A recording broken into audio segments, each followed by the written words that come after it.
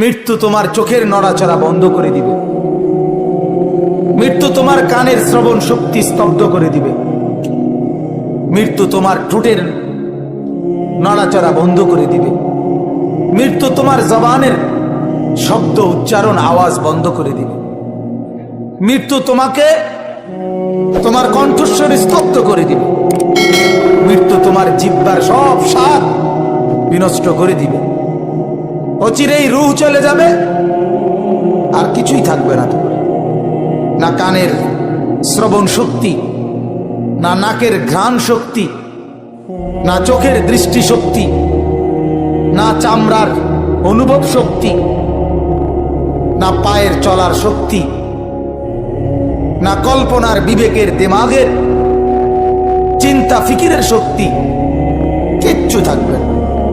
আল্লাহ নবী এটাই বলছেন, সব কিছু নষ্ট করে দেয়, মিনিটে স্তব্ধ করে দেয় যেই জিনিস, সেই মৃত্যুকে বারবার স্মরণ করো, বারবার স্মরণ করো, বারবার স্মরণ করো। এই কারণে বাপ, আল্লাহ রসূল সাল্লাল্লাহু আলাইহি সাল্লাম মৃত্যুর স্মরণ করতে বারবার বলছে। কোরআনুল কারীমের মধ্যে আল্লাহ পাক রব্বুল আলামিন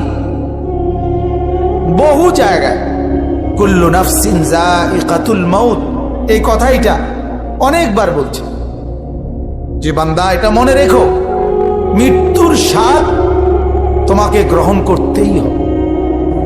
আল্লাহ তাআলা বারবার বলছে, কুল ইন্নাল মাউতাল্লাযী তাফিররুনা মিনহু ফাইন্নাহু মুলাকীকুম। আল্লাহ পাক বলছে, নবী আপনি বলে দেন, যেই মৃত্যু থেকে তোমরা পলায়ন করছো, ছুটতেছো, মৃত্যু থেকে বাঁচার জন্য এই হসপিটাল থেকে ওই হসপিটাল, এই জায়গা থেকে ওই জায়গা, বাংলাদেশ থেকে ইন্ডিয়া, ইন্ডিয়া থেকে থাইল্যান্ড, থাইল্যান্ড থেকে সিঙ্গাপুর, যেখানেই পলাও না করো, ফাইন্নাহু মুলাকীকুম, মৃত্যু তোমার সাথে মুলাকাত করবেই করবে। মৃত্যু তোমার থেকে, তুমি তাকে আড়াল করতে পারবেই না।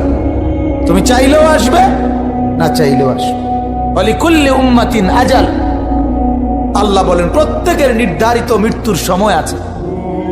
ফাইদা জাআ আজালুহুম, যখনই মৃত্যুর সময় আসবে, লা ইস্তাখিরুনা সাআতান ওয়া লা ইস্তাকদিমুন, তখন আর এক মিনিটও দেরিও করবে না, এক মিনিট আর আগেও আসবে। এজন্য আমার বাপ, মৃত্যুকে স্মরণ করেন, কবরকে স্মরণ করেন। এই কবরবাসীদের জন্য তাদের রুহের মাগফিরাত কামনায় দোয়ার মাহফিল।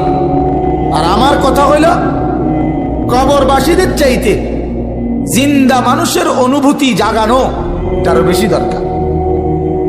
কবরবাসী তো তারা হায়াত শেষ করে তার ফয়সালা নিয়ে সে চলেই গেছে, আর সে ফিরে আসতে পারবে না, আর সে বুঝেও কিছু করতে পারবে না, আর সে পুনরায় পৃথিবীতে ফিরতেও পারবে না, আর কোনো নেক আমল করারও সুযোগ মিলবে না।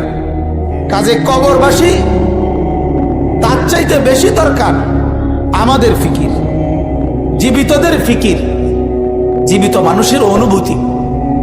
আজ আমরা হয়ে